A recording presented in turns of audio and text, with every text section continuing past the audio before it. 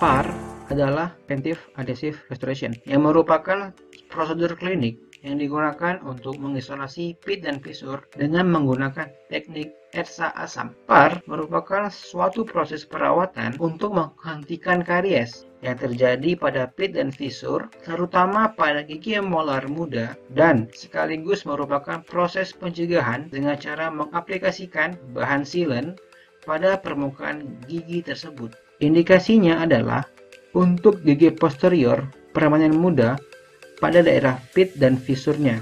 Tipe-tipe PAR. Yang pertama, PAR tipe A. Kariesnya hanya mengenai sebatas email saja. Preparasi menggunakan Ron-Burr nomor 1/4 dan 1/2. Yang kedua, PAR tipe B. Kariesnya sudah mengenai dentin. Preparasi menggunakan Ron-Burr nomor 1. Yang ketiga, PAR tipe C. Kariesnya sudah mengenai dentin yang lebih dalam. Preparasi menggunakan Ron-Burr nomor 2. Alat dan bahan. Persiapan operator. Kemudian menggunakan APD seperti kacamata, masker, handscoon, dan jas dokter. Isolasi daerah kerja dengan menggunakan cotton roll. Cotton roll merupakan isolasi jangka pendek sehingga harus segera diganti setelah basah. Yang kedua, menggunakan saliva ejector selama perawatan untuk mengurangi saliva.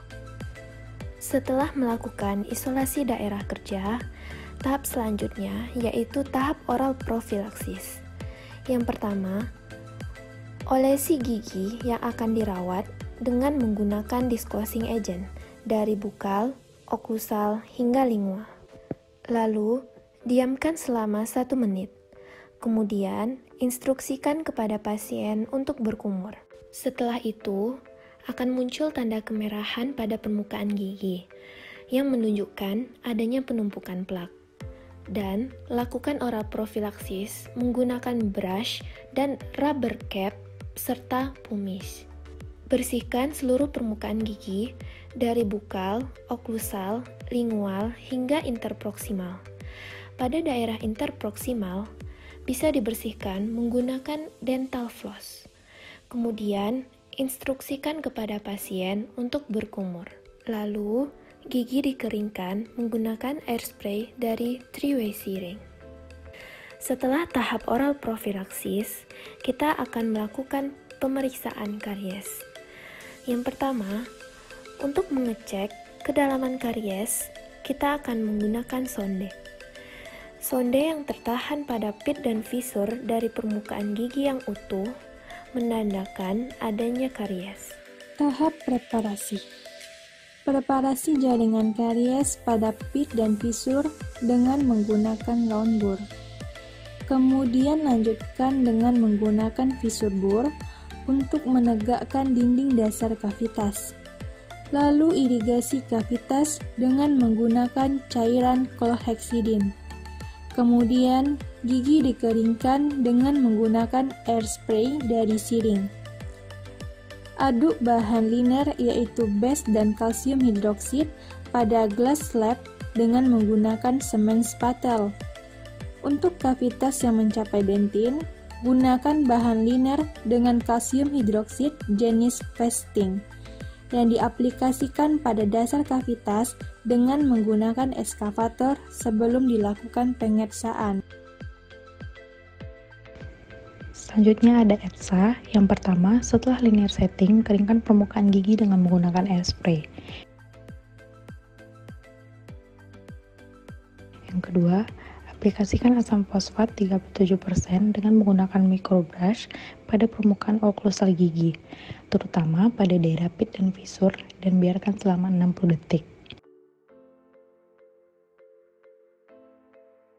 Yang ketiga, permukaan gigi dicuci dengan air spray selama 10 detik, kemudian kita keringkan.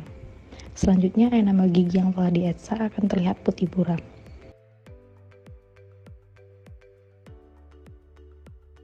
Selanjutnya, bonding.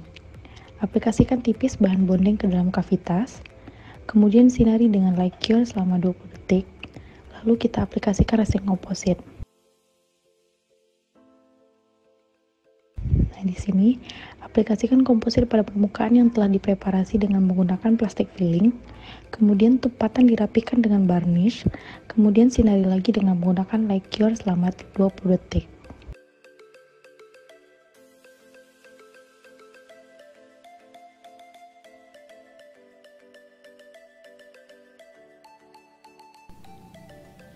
Aplikasi bahan sealant.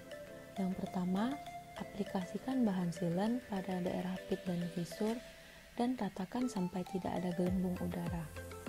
Yang kedua, kemudian dipolimerisasi dengan menggunakan light curing selama 20 detik.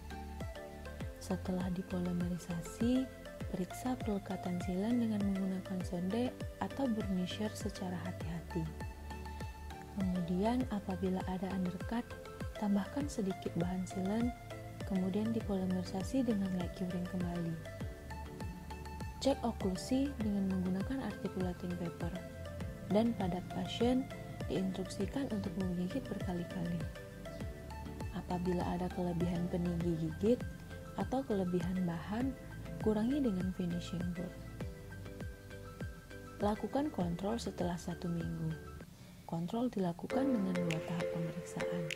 Yang pertama, subjektif, menanyakan keluhan.